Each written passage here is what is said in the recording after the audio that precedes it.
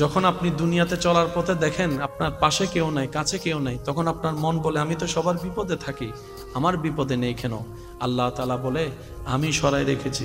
আল্লাহ কেন? আমি না ওর বিপদে ছিলাম, আমার বিপদেও থাকবে না? রব বলে যে ওদের বিপদে সাহায্যকারী হিসেবে আমি তোকে পাঠিয়েছি, আর তোর সাহায্য করার জন্য তোর রব আমি আছি। সুবহানাল্লাহ। তোকে যদি ওরা সাহায্য করে ফেলে ওই সওয়াবটা কেটে যাবে, কাটাকাটি হয়ে যাবে। আমি করেছি তুই করেছস, আমি খাওয়াইছি তুই খাওয়াইছস, শেষ। আমি আল্লাহ তোর এটা কাটাকাটি করতে চাচ্ছি না, সেজন্য তাদেরটা তারা করে যা, সওয়াব তুই পেয়ে যা। করে ফেললে তো কাটাকাটি হবে, তোরটা আমি দিব। তুই একটু কষ্ট করে ধৈর্য ধরে ঈমানটা নিয়ে তুই কবরে আয়, হাসরে আসলে বাকিটা আমি আল্লাহ তোকে বুঝাই দিব। কল্পনার চাইতে বেশি দান করব। মান জাআ বিল হাসানাতে ফালাহু আশরু আমসালিহা। চিৎকার দিয়ে বলেন সুবহানাল্লাহ। আল্লাহ এবং রসুল কারো জিনিস বাকি রাখে না। বলেন না, কারো জিনিস বাকি রাখে। ঠেকায় পড়লে যে মানুষ পাওয়া যায় না, কাছের মানুষ দূরে চলে যায়, এমন পরিস্থিতি আছে কি নাই? অন্যের বিপদ আপনি লাগবেন, আপনাকে কাজে লাগে ঠিকই, কিন্তু আপনার বিপদ আপনি কাউরে পাবেন না, দেখেন। কারণ এটা দুনিয়া, এটা জান্নাত নয়।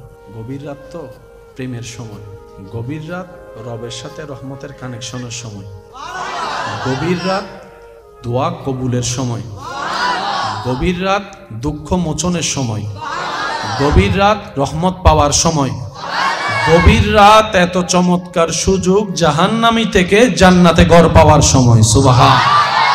দুনিয়ার নিয়মে রাত যত গভীর হয় সম্পর্ক তত ছিন্ন হয়।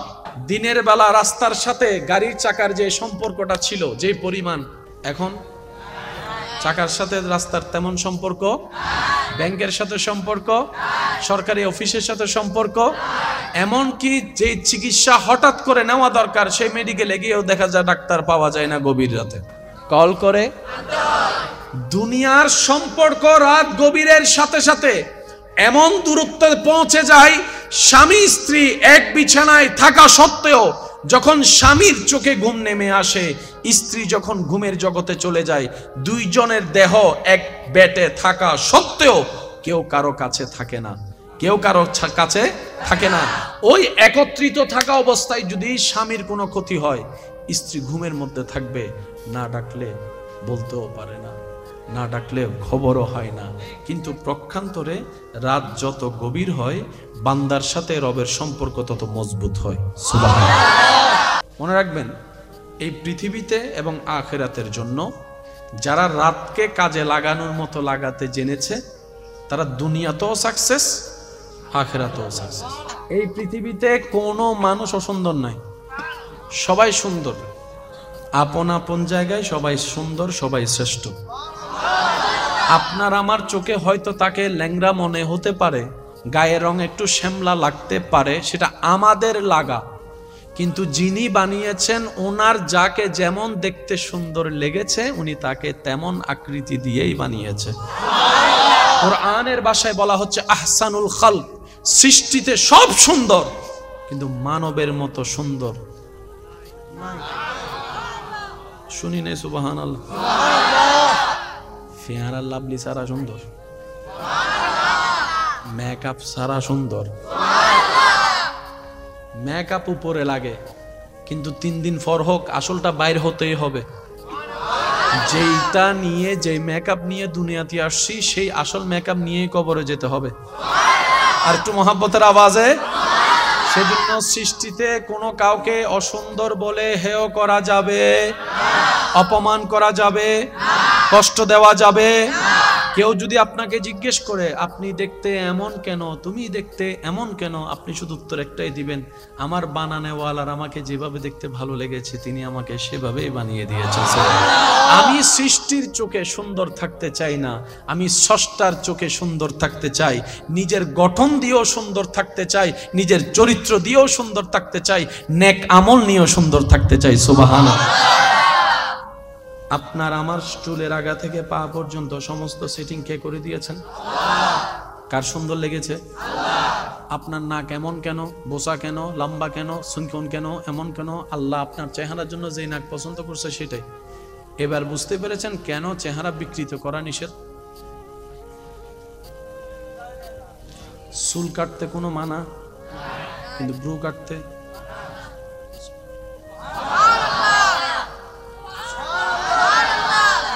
চুল কাটতে কোনো মানা?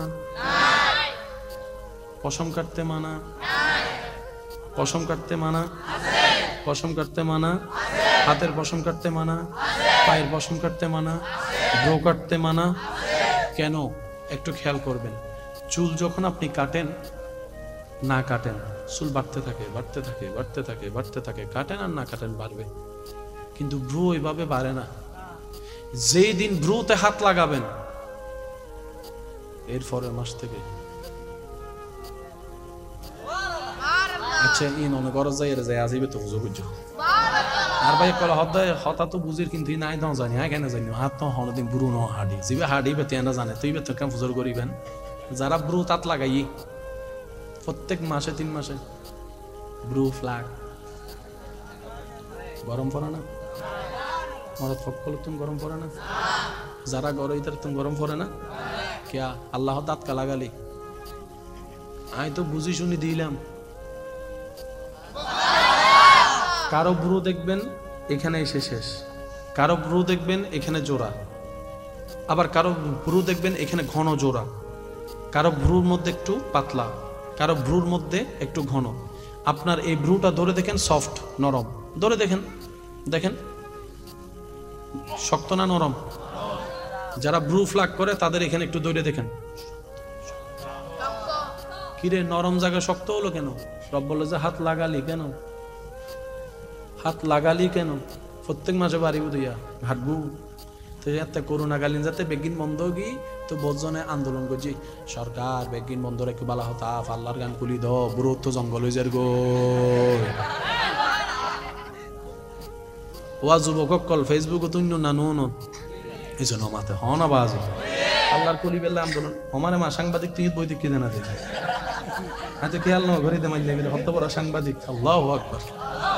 এই বয়সের মধ্যে আর রাত মোবাইল দিলে জানা জোড়া দিন হইতো ইয়ারা সামনে মোবাইল বই থেকে আল্লাহ আমাদের সবাইকে কবুল করে বলেন আমিন। আমি কি আপনাদেরকে কষ্ট দিয়ে দিচ্ছি? বেশিক্ষণ করব না ইনশাআল্লাহ, 5-10 মিনিট তারপরে শেষ কি দেখি। হ্যাঁ মানুষে গাল দিব, গাল দেব না হনো একবার বলি মারহাবা। এই ক্ষেত্রে আমার পরামর্শ, আমার যে সমস্ত মা বোনেরা ব্রু ফ্ল্যাগ করেছেন, আমি যতটুকু আমার বিশ্বাস হয়তো কেউ বেশিরভাগই ইচ্ছা করে করেনি, শাস্তে গিয়েছেন, কেউ একজন করিয়ে দিয়েছে, হয়তো কারো ফাঁদে পড়ে করে ফেলেছে। যদি এমন কেউ থাকেন আমার আওয়াজ শুনছেন, আমি বলবো আপনি প্রথমে আল্লাহর কাছে তওবা করেন, প্রথম কাজ এটা, আল্লাহর কাছে সাহায্য চান, দেখবেন আল্লাহ তাআলা আপনার ব্রুকে আবার কুদরতি ব্যবস্থাপনায় আগের চেয়ে আরো সুন্দর সাজাই দিবে। সুবহানাল্লাহ। আপনারা কষ্ট করে বারবার যে কাটতে হবে না। এটা কি তুলতে কি আরাম লাগে না ব্যথা লাগে? এই ব্যথা দিয়ে সুন্দর পাওয়ার দরকার কি? যে ফর্সার ক্রিম আপনি আমি ব্যবহার করি সৌন্দর্যের জন্য, রং ফর্সা হওয়ার জন্য, এই প্রত্যেকটা ক্রিমের মধ্যে কেমিক্যাল আছে না নাই? আমি যুবকের আওয়াজ চাচ্ছি, কেমিক্যাল আছে না নাই? আর সমস্ত জ্ঞানী মানুষ এই কথাই একমত, প্রত্যেকটা কিছুর মধ্যে একটা এফেক্ট আছে, একটা সাইড এফেক্ট আছে, একটা ভালো দিক আছে আর একটা ক্ষতির দিক আছে। তো ক্রিমটা দিয়ে সাময়িক সময়ের জন্য কিছুটা ফর্সা দেখাতে তো পারলাম, কিন্তু স্কিনের গোড়ায় গোড়ায় যে ক্রিমগুলো ঢুকলো সেগুলো তো 30, 35, 40 বছর পরে গিয়ে এফেক্ট করা যখন শুরু করবে তখন তার চেহারার আকৃতি ঠিক থাকে না। ক্ষমা করবেন আমাকে, যারা বেশিরভাগ সময় মেকআপের সাথে থাকে, ওই সমস্ত লাইনে যারা থাকে তাদের বৃদ্ধ বয়সের ছবিগুলো একটু দেখে দেখবেন, চেহারার কোনো ঢক ঠিক থাকে না, চামড়ার কোনো ঢক ঠিক থাকে না, কেমন জানি বিদ্যুটে হয়ে যায়। আর সুন্দর যদি হতে চান, ইসলামে কত সুন্দরী ফরমালিন মুক্ত, সাইড এফেক্ট মুক্ত সিস্টেম করে দিয়েছেন। নবী রাহমাতুল্লিল আলামিন বলে 5 ওয়াক্তে 5 বার আজানের ডাকে সাড়া দিয়ে ওযু করতে থাকো, ওযু করতে থাকো, ওযু করতে থাকো, ওযু করতে থাকো, তোমার ভিতরটাও সুন্দর হয়ে যাবে, বাহিরটাও সুন্দর হয়ে যাবে। সুবহানাল্লাহ। সত্যি করে বলেন, যারা ওযু করে তাদের চেহারায় আলাদা একটা মায়া আছে। আপনাদের এলাকায় কিছু মুরব্বি দেখবেন, চেহারা দেখলে কেমন যেন অন্তর থেকে মায়া লাগে, ভালোবাসা লাগে, শ্রদ্ধা লাগে। তো নাতি গিয়ে দাদারে জিজ্ঞেস করে, দাদা তোমার চেহারা দেখতে তো মায়া লাগে, ক্রিম হন্য মাখো দাও। দাদাই বলে, আমি তো ক্রিম মাখি না রে, বুড়া মানুষ কি আর ক্রিম মাখবো? কিন্তু চেহারায় এই নূরটা তখন থেকে এসেছে যখন থেকে নবীর প্রেমটা অন্তরে নিয়ে রবের দরবারে নামাজের সিজদা দেওয়া শুরু করেছি দিনের রাতে। সুবহানাল্লাহ।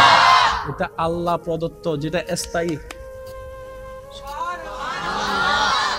ফিসনো সুবহানাল্লাহ আইনু উনি, এটা আল্লাহ প্রদত্ত স্থায়ী। আর 40-50 হাজার যদি মেকআপ করেন সেটা 3 ঘন্টা 4 ঘন্টা 5 ঘন্টা গরম হাল হইতে 1 ঘন্টা অনুটিকে। আমি কি বুঝাতে পারছি কথা? ইসলামে সবকিছুই আছে, আমরা অভাগা দুর্ভাগা, আমরা বেকুব গাদা নেওয়ার মতো নিতে জানি নাই। আওয়াজ দিয়ে বলেন দোষটা কাদের? সবাই মিলে বলেন দোষটা কাদের? ইমানদার ভাই একটু মনোযোগ। আল্লাহ তাআলা ফেরেশতাদেরকে যখন জিজ্ঞেস করলেন, ফেরেশতারা আপন উত্তর দিয়ে দিল। আল্লাহ পাক বললেন ইন্নী আলামু মা লা তা'লামুন, বানালেন। বানানোর পর কাকে বানালেন বলেন সবাই? আমরা যেখান থেকে শুরু হযরত আদম আলাইহিস সালাম, বাবা হযরত আদম আলাইহিস সালাম। আদম নবীকে আল্লাহ বানায় রাখলেন। রাখার পরে এবার ফেরেশতাদেরকে বললেন, ফেরেশতা আবার আসো, মিটিং আছে। আমি আপনার শুরুটার কথা বলছি, একটু ফিল নিয়ে, একটু অনুভব নিয়ে। ফেরেশতারা আবার আছো, মিটিং আছে। ফেরেশতারা হয় আবার কি বিপদ করি, না হইলো জ্বালা, না হইলো। সেজন্য মনে রাখবেন, সব জায়গায় জানার পরে উত্তর দিতে নাই। সেজন্য রাসূল পাক সাল্লাল্লাহু আলাইহি ওয়াসাল্লামের সামনে সাহাবায়ে কেরাম যখন বসতেন, নবী কোনো কিছু জিজ্ঞেস করলে ওনারা জানা সত্ত্বেও ডাইরেক্ট উত্তর দিতেন না। আদব কি ছিল? আল্লাহ এবং রসুলই ভালো জানে, আল্লাহ এবং রসুলই ভালো জানে, আল্লাহ এবং রসুলই ভালো জানে। জানার পরও উত্তর দিতেন, এটা আদব। এটা কি বলেন? এটা কি? সেজন্য মা বাবা যদি কোনো সময় রাগ করে প্রশ্ন করে জানার পর উত্তর দিয়ে না, এটা বেয়াদবি হয়। অবস্থা পরিবেশ বুঝে কথা বলতে হয়। প্রায় সময় দেখবেন কথা, শব্দ, বাক্য আর বিশেষ করে উপস্থাপনার উপর নির্ভর করে সিচুয়েশন কোন পর্যায়ে যাবে। অনেক সময় আমরা কথা বলার উপস্থাপনটা সুন্দর না হওয়ার কারণে ভালো সময়ও ঝগড়াই লেগে যায়। কখন কোন শব্দ ব্যবহার করতে হবে, কোন শব্দ বাদ দিতে হবে, আমাদের এটা বুঝে আসে না। বলার ধরনও আমাদের ঠিক থাকে না। কথা বলেন ঠিক কিনা? যেমন কেমন আছো শব্দটাকে যদি আপনি এভাবে কাউকে বলেন, ভাইয়া কেমন আছেন, মুখে একটু হাসি রাখলেন, উত্তরটা প্রশ্নটা করলেন কেমন আছেন, আপনার হাসি দেখলেও হয়তো ওনার রাগটা একটু থেমে হয়তো একটু পর উত্তরটা দিয়ে দিবে, আসি বলা আসি। আর যদি আপনি আমি প্রশ্নটা কেমন আছেন, এটা তার কেমন আছেন তো কেমন আছেন নাই, চলে গেছে ঝগড়ার মধ্যে। আওয়াজ দেন না রে ভাই। তো সেজন্য কথার শব্দ, বাক্য এবং উপস্থাপনের উপর নির্ভর করে পরবর্তী সিচুয়েশন কিরকম হবে।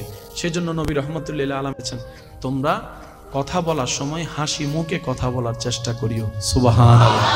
বর্তমান বিজ্ঞান গবেষণা করে দেখে, যে মানুষের মুখে যত হাসি মুখে কথা বলতে পারে পরিবেশ তার তত সুন্দর হয়। বলেন সুবহানাল্লাহ। এই যে আপনি আপনার জবান দিয়ে রবের প্রশংসা করছেন, প্রায় মাহফিলে গেলে আপনারা আলোচকরা, আলেমরা আপনাদের খেদমতে বলে সুবহানাল্লাহ বলতে, খেয়াল করেছেন? একটু বাবা একটু আপনি কি বলছেন, কেন বলছেন? মাশাআল্লাহ তো রবের প্রশংসা, সুবহানাল্লাহ কেন?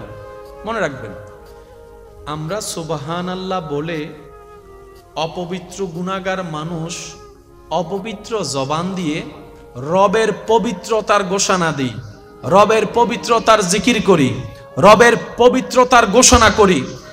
আপনার আমার জীবনের একবার সুবহানাল্লাহ বলা যদি রবের কাছে পছন্দ হয়ে যায়, এই পবিত্রতার বর্ণনা দেওয়া যদি রবের কাছে প্রিয় হয়ে যায়, রব্বুল আলামিন এমন দয়া করবেন, আপনার আমার চোখ পবিত্র বানাই দিবে, জবান পবিত্র বানাই দিবে, শরীর পবিত্র বানাই দিবে, মন পবিত্র বানাই দিবে, এমন ভাবে পবিত্র বানাই দিবে, হায়াতান তাইয়্যিবা, জীবন পুরাটাই পবিত্র বানাই দিবে। সুবহানাল্লাহ। তো যারা পবিত্র হওয়ার নিয়ত আছে, আমরা যেন এই জিকিরটা একটু বেশি বেশি করি। আরেকটু মহব্বতের আওয়াজ। আল্লাহ আমাদেরকে পবিত্র হয়ে কবরে যাওয়ার তৌফিক দান করুন। একটু মনোযোগ। আল্লাহ তাআলা মিটিং ডাকলেন, মিটিং এর মধ্যে এবার আল্লাহ তাআলা উপস্থাপনা করলেন বিষয়বস্তু। ইন্নী জাইলুন ফিল আরদে খলিফা, হে ফেরেশতারা আমি পৃথিবীতে আমার খলিফা মানব জাতি পাঠাতে চাচ্ছি, আল্লাহ পাক বললেন। ফেরেশতারা সেই জায়গায় ওনাদের মন্তব্য উপস্থাপন করলেন। আল্লাহ এমন কাউকে কি পৃথিবীতে পাঠাতে চাচ্ছেন যারা দুনিয়াতে যাবে, মারামারি করবে, ঝগড়া করবে, খুনাখুনি করবে, রক্তপাত করবে, অশান্তি করবে? ফেরেশতার বক্তব্য দিয়ে দিল। এবার উত্তরে আপনার আমার রব বললেন, ইন্নী আ'লামু মা লা তা'লামুন, হে ফেরেশতারা আমি যা জানি এই সৃষ্টি সম্পর্কে তোমরা তা জানো না। মূল কথা কি দাঁড়ালো? যতই বল আমি বানাবো,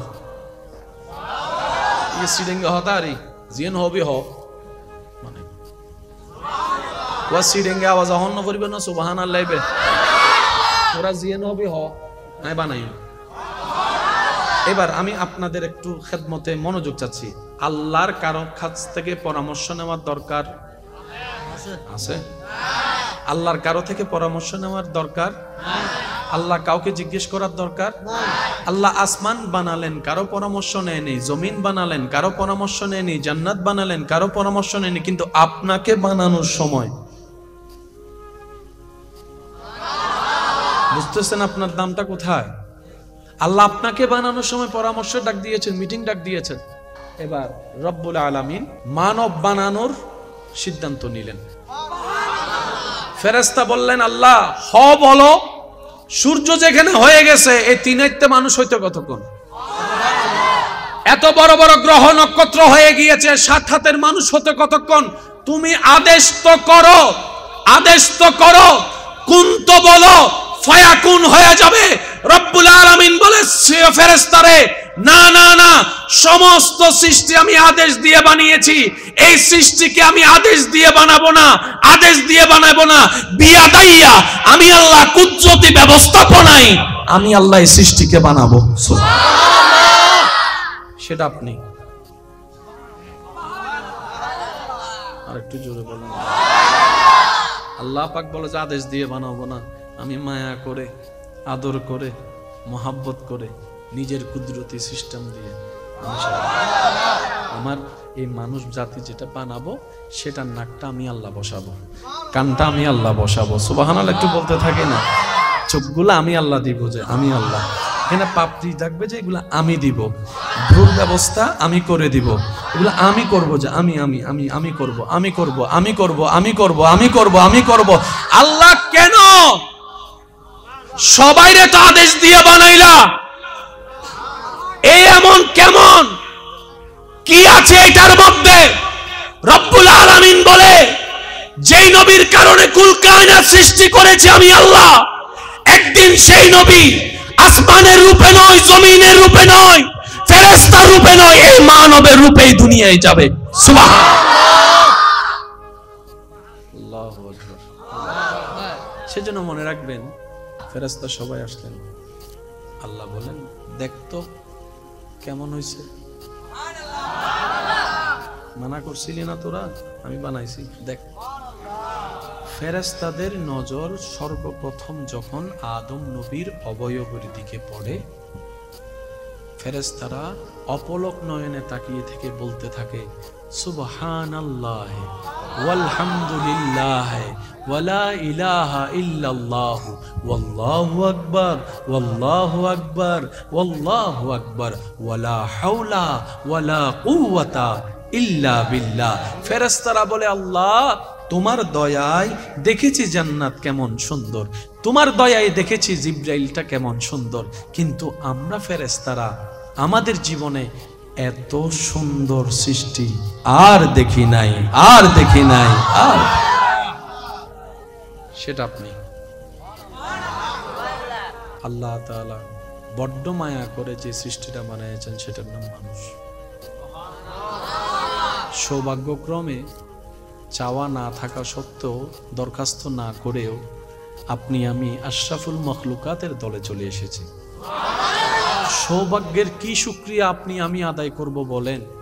আল্লাহ তাআলা আপনাকে আমাকে গরু ছাগল না বানিয়ে মানুষের দলে তো বানিয়েছেন, আবার সেখানে মুসলমান বানিয়েছেন, আবার সেখানে ইমামুল আম্বিয়া নবী রাহমাতুল লিল আলামিনের উম্মত বানিয়ে দিয়েছেন।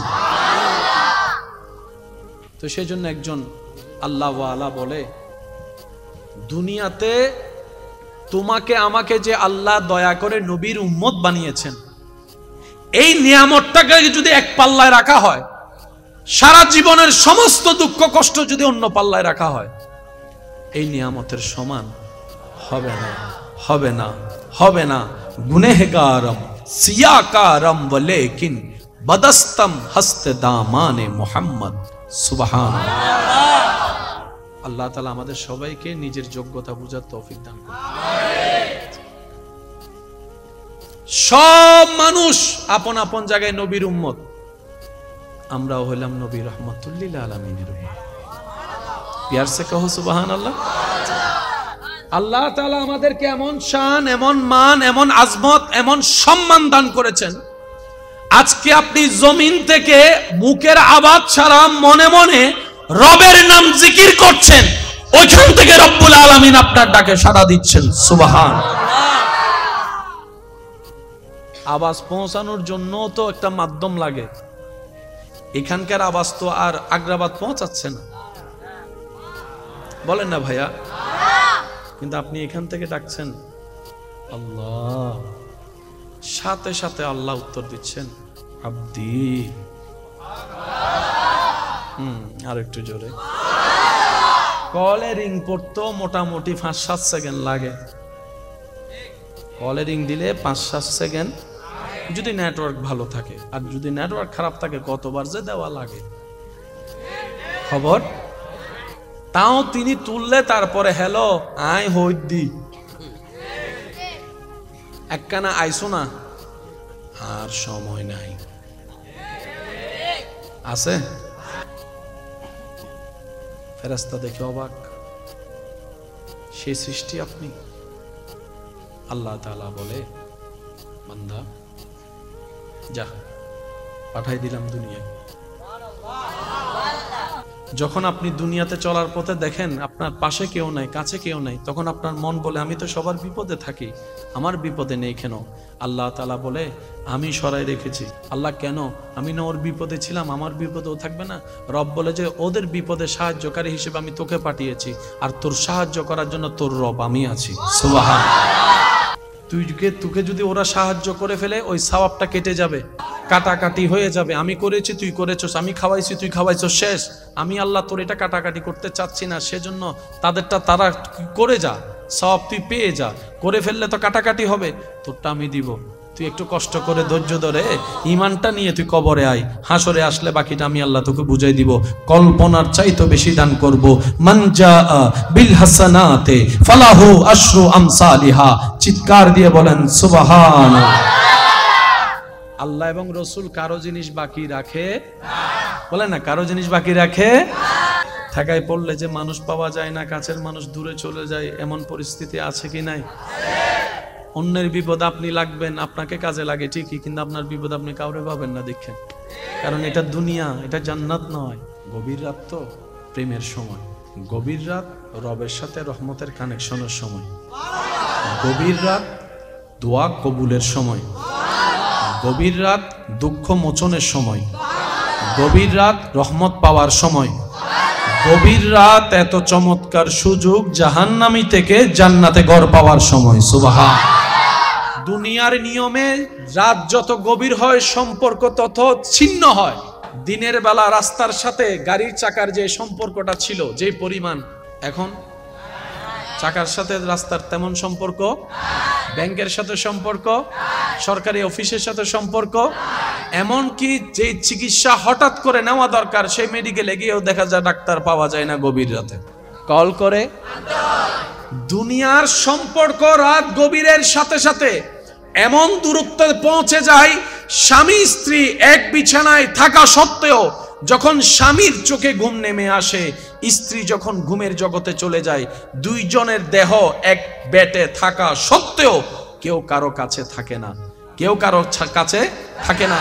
ওই একত্রিত থাকা অবস্থায় যদি স্বামীর কোনো ক্ষতি হয়, স্ত্রী ঘুমের মধ্যে থাকবে, না ডাকলে বলতেও পারে না, না ডাকলে খবরও হয় না। কিন্তু পক্ষান্তরে রাত যত গভীর হয়, বান্দার সাথে রবের সম্পর্ক তত মজবুত হয়। সুবহানাল্লাহ। মনে রাখবেন, এই পৃথিবীতে এবং আখিরাতের জন্য যারা রাতকে কাজে লাগানোর মতো লাগাতে জেনেছে, তারা দুনিয়াতেও সাকসেস, আখিরাতেও সাকসেস।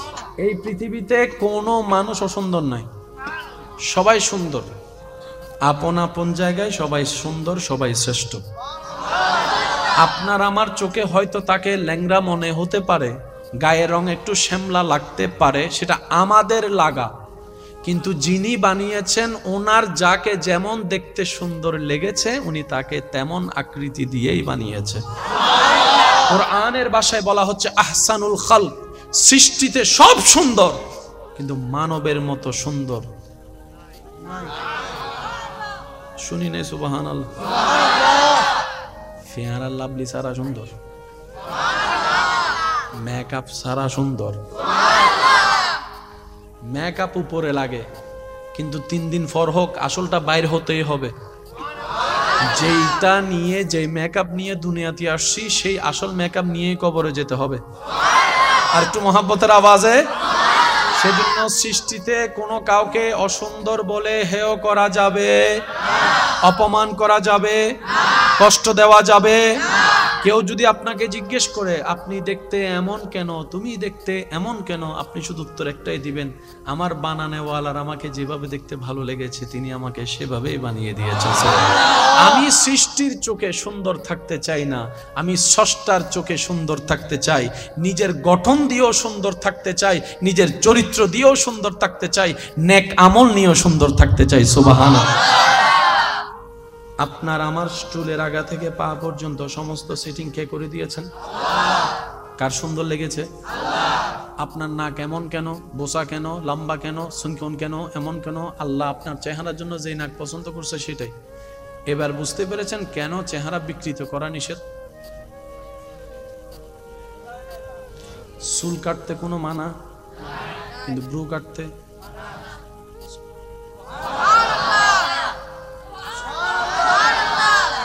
চুল কাটতে কোনো মানা, পশম কাটতে মানা, পশম কাটতে মানা, পশম কাটতে মানা, হাতের পশম কাটতে মানা, পায়ের পশম কাটতে মানা, ব্রো কাটতে মানা। কেন? একটু খেয়াল করবেন, চুল যখন আপনি কাটেন, না কাটেন, চুল বাড়তে থাকে, বাড়তে থাকে, বাড়তে থাকে, বাড়তে থাকে, কাটেন আর না কাটেন বাড়বে। কিন্তু ব্রু ওইভাবে বাড়ে না। যেই দিন ব্রুতে হাত লাগাবেন, এর পরের মাস থেকে আচ্ছা ইন অনেক গরজ যাই এর যায় আজিবে তো বুঝো বুঝো আর ভাই কল হদায় হতা তো বুঝির কিন্তু নাই দাও জানি হ্যাঁ কেন জানি হাত তো হনদিন ব্রু ন হাডি জিবে হাডি বেতে না জানে তুই বেতে কেন ফুজর করিবেন যারা ব্রু তাত লাগাই প্রত্যেক মাসে 3 মাসে ব্রু ফ্ল্যাগ গরম পড়ে না মরদ ফকল তুমি গরম পড়ে না যারা গরম ইতার তুমি গরম পড়ে না क्या अल्लाह दात का लगा ली आई तो बुझी शुनी दिलाम कारो ब्रू देखबेन एखाने एसे शेष कारो ब्रू देखबेन एखाने जोड़ा आबार कारो ब्रू देखबेन एखाने घन जोड़ा कारो ब्रूर मध्य एकटू पातला कारो ब्रूर मध्य एकटू घन आपनार ए ब्रूटा धरे देखें सफ्ट नरम धरे देखें देखें शक्त ना नरम যারা ব্রু ফ্ল্যাগ করে তাদের এখানে একটু দৌড়ে দেখেন কিরে নরম জায়গা শক্ত হলো কেন সব বলে যে হাত লাগালি কেন প্রত্যেক মাসে বাড়িব দিয়া ঘাটবু তো এতে করোনাকালীন যাতে বেগিন বন্ধ গি তো বজনে আন্দোলন করছি সরকার বেগিন বন্ধ রেখে বালা হতা আল্লাহর গান কুলি দ বুড়ো তো জঙ্গল হয়ে যার গো ওয়া যুবক কল ফেসবুকে তুই না নো এই জন্য মাতে হন আওয়াজ আল্লাহর কলি বেলা আন্দোলন আমারে মা সাংবাদিক তুই বই দেখি জানা দিতে হাতে খেয়াল ন ঘরে দেমাই যাবে হত বড় সাংবাদিক আল্লাহু আকবার এই বয়সের মধ্যে আরারা তো মোবাইল দিলে জানা জোরা দিন হইতো ইয়ারা সামনে মোবাইলে বই থেকে আল্লাহ আমাদের সবাইকে কবুল করে বলেন আমিন আমি কি আপনাদেরকে কষ্ট দিয়ে দিচ্ছি?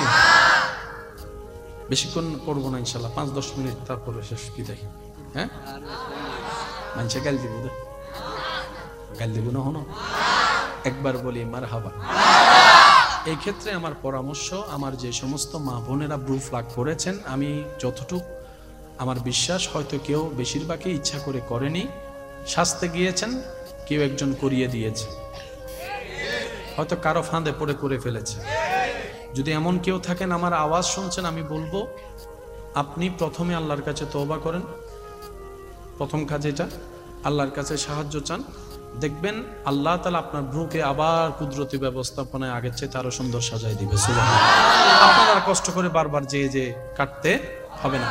এটা কি তুলতে কি আরাম লাগে না ব্যথা লাগে? এই ব্যথা দিয়ে সুন্দর পাওয়ার দরকার কি?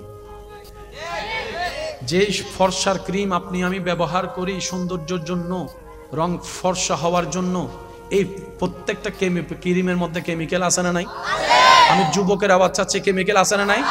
আর সমস্ত জ্ঞানী মানুষ এই কথাই একমত, প্রত্যেকটা কিছুর মধ্যে একটা এফেক্ট আছে, একটা সাইড এফেক্ট আছে, একটা ভালো দিক আছে আর একটা ক্ষতির দিক আছে। তো ক্রিমটা দিয়ে সাময়িক সময়ের জন্য কিছুটা ফর্সা দেখাতে তো পারলাম, কিন্তু স্কিনের গোড়ায় গোড়ায় যে ক্রিমগুলো ঢুকলো, সেগুলো তো 30, 35, 40 বছর পরে গিয়ে এফেক্ট করা যখন শুরু করবে, তখন তার চেহারার আকৃতি ঠিক থাকে না। ক্ষমা করবেন আমাকে, যারা বেশিরভাগ সময় মেকআপের সাথে থাকে, ওই সমস্ত লাইনে যারা থাকে, তাদের বৃদ্ধ বয়সের ছবিগুলো একটু দেখে দেখবেন, চেহারার কোনো ঢক ঠিক থাকে না, চামড়ার কোনো ঢক ঠিক থাকে না, কেমন জানি বিদ্যুটে হয়ে যায়। আর সুন্দর যদি হতে চান, ইসলামে কত সুন্দরীন ফরমালিন মুক্ত, সাইড এফেক্ট মুক্ত সিস্টেম করে দিয়েছেন। নবী রাহমাতুল্লিল আলামিন বলে, 5 ওয়াক্তে 5 বার আজানের ডাকে সাড়া দিয়ে ওযু করতে থাকো, ওযু করতে থাকো, ওযু করতে থাকো, ওযু করতে থাকো, তোমার ভিতরটাও সুন্দর হয়ে যাবে, বাহিরটাও সুন্দর হয়ে যাবে। সুবহানাল্লাহ। সত্যি করে বলেন, যারা ওযু করে তাদের চেহারায় আলাদা একটা মায়া আছে। আপনাদের এলাকায় কিছু মুরব্বি দেখবেন, চেহারা দেখলে কেমন যেন অন্তর থেকে মায়া লাগে, ভালোবাসা লাগে, শ্রদ্ধা লাগে। তো নাতি গিয়ে দাদারে জিজ্ঞেস করে, দাদা তোমার চেহারা দেখতে তো মায়া লাগে, ক্রিম হন্য মাখো দেব। দাদাই বলে, আমি তো ক্রিম মাখি না রে, বুড়া মানুষ কি আর ক্রিম মাখবো? কিন্তু চেহারায় এই নূরটা তখন থেকে এসেছে যখন থেকে নবীর প্রেমটা অন্তরে নিয়ে রবের দরবারে নামাজের সিজদা দেওয়া শুরু করেছি দিনের রাতে। সুবহানাল্লাহ। এটা আল্লাহ প্রদত্ত, যেটা স্থায়ী। ফিসনো সুবহানাল্লাহ আইনুনি, এটা আল্লাহ প্রদত্ত স্থায়ী। আর 40-50 হাজার যদি মেকআপও করেন, সেটা 3 ঘন্টা 4 ঘন্টা 5 ঘন্টা গরম হাল হইতে 1 ঘন্টা অনুটিকে। আমি কি বুঝাতে পারছি কথা? ইসলামে সবকিছুই আছে, আমরা অভাগা দুর্ভাগা, আমরা বেকুব গাদা নেওয়ার মতো নিতে জানি নাই। আওয়াজ দিয়ে বলেন, দোষটা কাদের? সবাই মিলে বলেন, দোষটা কাদের? ইমানদার ভাই একটু মনোযোগ। আল্লাহ তাআলা ফেরেশতাদেরকে যখন জিজ্ঞেস করলেন, ফেরেশতারা আপন উত্তর দিয়ে দিল। আল্লাহ পাক বললেন, ইন্নী আলামু মা লা তা'লামুন, বানালেন। বানানোর পর কাকে বানালেন? বলেন সবাই। আমরা যেখান থেকে শুরু, হযরত আদম আলাইহিস সালাম, বাবা হযরত আদম আলাইহিস সালাম।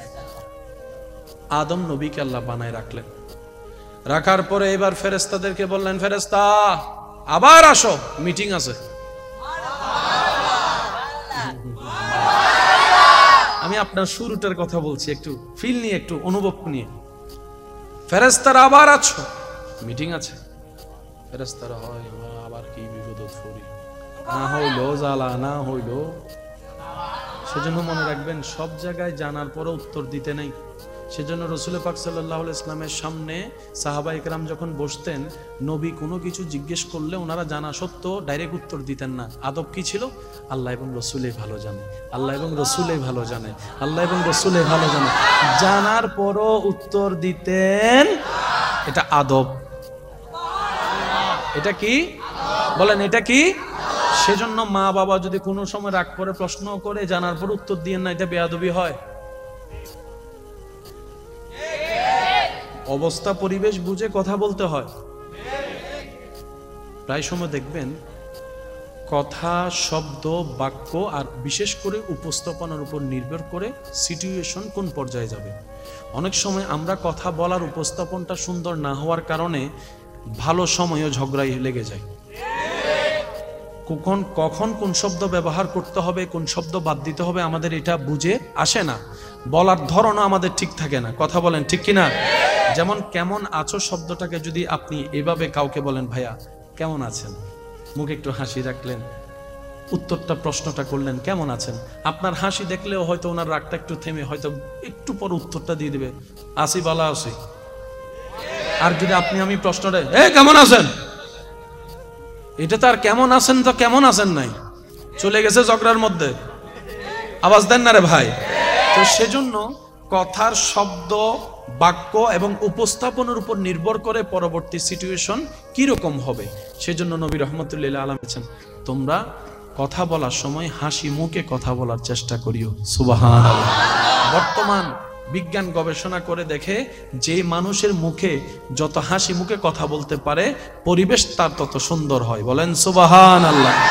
এই যে আপনি আপনার জবান দিয়ে রবের প্রশংসা করছেন, প্রায় মাহফিলে গেলে আপনারা আলোচকরা, আলেমরা আপনাদের খেদমতে বলে সুবহানাল্লাহ বলতে, খেয়াল করেছেন? একটু বাবা বাবা একটু, আপনি কি বলছেন, কেন বলছেন?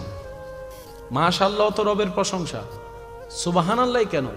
মনে রাখবেন, আমরা সুবহানাল্লাহ বলে অপবিত্র গুনাহগার মানুষ অপবিত্র জবান দিয়ে রবের পবিত্রতার ঘোষণা দিই, রবের পবিত্রতার জিকির করি, রবের পবিত্রতার ঘোষণা করি।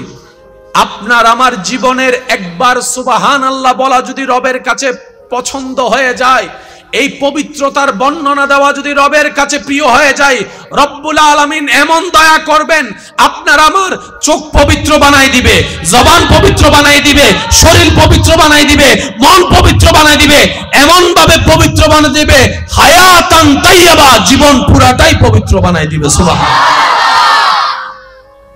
তো যারা পবিত্র হওয়ার নিয়ত আছে, আমরা যেন এই জিকিরটা একটু বেশি বেশি করি। আরেকটু মহব্বতের আওয়াজ। আল্লাহ আমাদেরকে পবিত্র হয়ে কবরে যাওয়ার তৌফিক দান করুন। একটু মনোযোগ।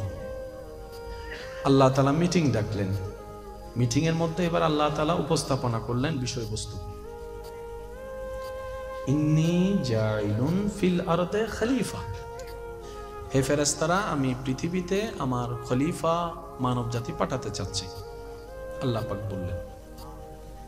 ফেরেশতারা সেই জায়গায় ওনাদের মন্তব্য উপস্থাপন করলেন।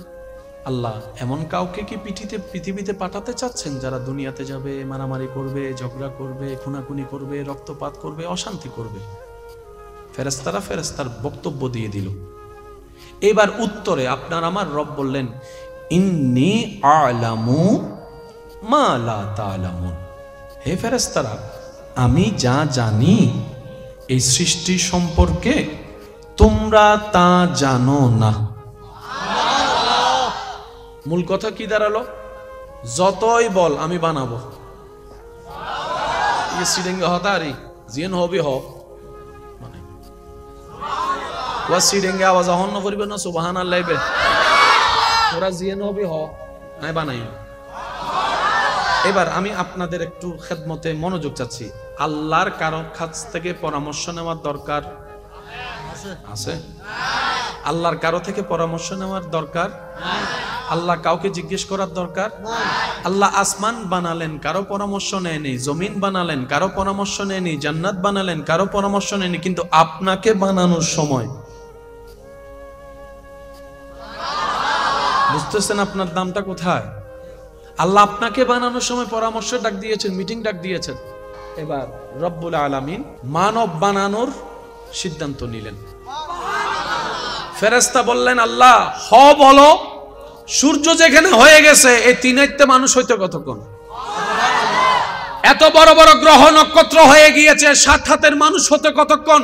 তুমি আদেশ তো করো, আদেশ তো করো, কুন তো বলো, ফায়াকুন হয়ে যাবে। রব্বুল আলামিন বলে ফেরেশতারে না না না, সমস্ত সৃষ্টি আমি আদেশ দিয়ে বানিয়েছি, এই সৃষ্টিকে আমি আদেশ দিয়ে বানাবো না, আদেশ দিয়ে বানাবো না, বিয়াদাইয়া আমি আল্লাহ কুদরতি ব্যবস্থাপনায় আমি আল্লাহ এই সৃষ্টিকে বানাবো। সেটা আপনি আরেকটু জোরে বলুন। আল্লাহ পাক বলে যে আদেশ দিয়ে বানাবো না, আমি মায়া করে, আদর করে, মোহাব্বত করে, নিজের কুদরতি সিস্টেম দিয়ে আমার এই মানুষ জাতি যেটা বানাবো সেটার নাকটা আমি আল্লাহ বসাবো, কানটা আমি আল্লাহ বসাবো। সুবহানাল্লাহ একটু বলতে থাকি না? চোখগুলো আমি আল্লাহ দিব, যে আমি আল্লাহ। এখানে পাপড়ি থাকবে যে এগুলো আমি দিব, ভ্রুর ব্যবস্থা আমি করে দিব, এগুলো আমি করব, যে আমি আমি আমি আমি করব, আমি করব, আমি করব, আমি করব, আমি করব, আমি করব। আল্লাহ কেন সবাইরে তো আদেশ দিয়ে বানাইলা? এই এমন কেমন কি আছে এটার মধ্যে? রব্বুল আলামিন বলে যেই নবীর কারণে কুল কায়নাত সৃষ্টি করেছি আমি আল্লাহ, একদিন সেই নবী আসমানের রূপে নয়, জমিনের রূপে নয়, ফেরেশতার রূপে নয়, এই মানবের রূপেই দুনিয়ায় যাবে। সুবহানাল্লাহ। সেজন্য মনে রাখবেন, ফেরেশতা সবাই আসলেন, আল্লাহ বলেন দেখতো কেমন হয়েছে। মানা করছিলি না তোরা? আমি বানাইছি, দেখ। ফেরেশতাদের নজর সর্বপ্রথম যখন আদম নবীর অবয়বের দিকে পড়ে, ফেরেশতারা অপলক নয়নে তাকিয়ে থেকে বলতে থাকে সুবহানাল্লাহ ওয়ালহামদুলিল্লাহ ওয়ালা ইলাহা ইল্লাল্লাহ ওয়াল্লাহু আকবার ওয়াল্লাহু আকবার ওয়াল্লাহু আকবার ওয়ালা হাওলা ওয়ালা কুওয়াতা ইল্লা বিল্লাহ। ফেরেশতারা বলে আল্লাহ তোমার দয়ায় দেখেছি জান্নাত কেমন সুন্দর, তোমার দয়ায় দেখেছি জিব্রাইলটা কেমন সুন্দর, কিন্তু আমরা ফেরেশতারা আমাদের জীবনে এত সুন্দর সৃষ্টি আর দেখি নাই, আর দেখি নাই। আর সেটা আপনি আল্লাহ তাআলা বড্ড মায়া করে যে সৃষ্টিটা বানিয়েছেন সেটার নাম মানুষ। সৌভাগ্যক্রমে চাওয়া না থাকা সত্ত্বেও, দরখাস্ত না করেও আপনি আমি আশরাফুল মখলুকাতের দলে চলে এসেছি। সৌভাগ্যের কি শুকরিয়া আপনি আমি আদায় করব বলেন? আল্লাহ তাআলা আপনাকে আমাকে গরু ছাগল না আমার বানিয়ে মানুষের দলে তো বানিয়েছেন, আবার সেখানে মুসলমান বানিয়েছেন, আবার সেখানে ইমামুল আম্বিয়া নবী রাহমাতুল লিল আলামিনের উম্মত বানিয়ে দিয়েছেন। তো সেই জন্য একজন আল্লাহ ওয়ালা বলে, দুনিয়াতে তোমাকে আমাকে যে আল্লাহ দয়া করে নবীর উম্মত বানিয়েছেন, এই নিয়ামতটাকে যদি এক পাল্লায় রাখা হয়, সারা জীবনের সমস্ত দুঃখ কষ্ট যদি অন্য পাল্লায় রাখা হয়, এই নিয়ামতের সমান হবে না, হবে না, হবে না। গুনেহগারম সিয়াকারম ওয়ালেকিন বদস্তম হস্তে দামানে মুহাম্মদ। সুবহানাল্লাহ। আল্লাহ তাআলা আমাদের সবাইকে নিজের যোগ্যতা বুঝার তৌফিক দান করুন। সব মানুষ আপন আপন জায়গায় নবীর উম্মত, আমরাও হইলাম নবী রাহমাতুল লিল আলামিনের উম্মত। প্যার সে কহো সুবহানাল্লাহ। আল্লাহ তাআলা আমাদেরকে এমন শান, এমন মান, এমন আজমত, এমন সম্মান দান করেছেন, আজকে আপনি জমিন থেকে মুখের আওয়াজ ছাড়া মনে মনে রবের নাম জিকির করছেন, ওইখান থেকে রব্বুল আলামিন আপনার ডাকে সাড়া দিচ্ছেন। সুবহানাল্লাহ। আওয়াজ পৌঁছানোর জন্য তো একটা মাধ্যম লাগে, এখানকার আওয়াজ তো আর আগ্রাবাদ পৌঁছাচ্ছে না, বলেন না ভাইয়া? কিন্তু আপনি এখান থেকে ডাকছেন আল্লাহ, সাথে সাথে আল্লাহ উত্তর দিচ্ছেন আব্দি। আর একটু জোরে। কলে রিং করতো মোটামুটি 5-7 সেকেন্ড লাগে, কলে রিং দিলে 5-7 সেকেন্ড, যদি নেটওয়ার্ক ভালো থাকে। আর যদি নেটওয়ার্ক খারাপ থাকে কতবার যে দেওয়া লাগে খবর। তাও তিনি তুললে তারপরে হ্যালো আয় হইদি একখানা আইসো না, আর সময় নাই, আছে? ফেরেশতা দেখে অবাক, সেই সৃষ্টি আপনি? আল্লাহ তাআলা বলে, বান্দা যা, পাঠাই দিলাম দুনিয়ায়।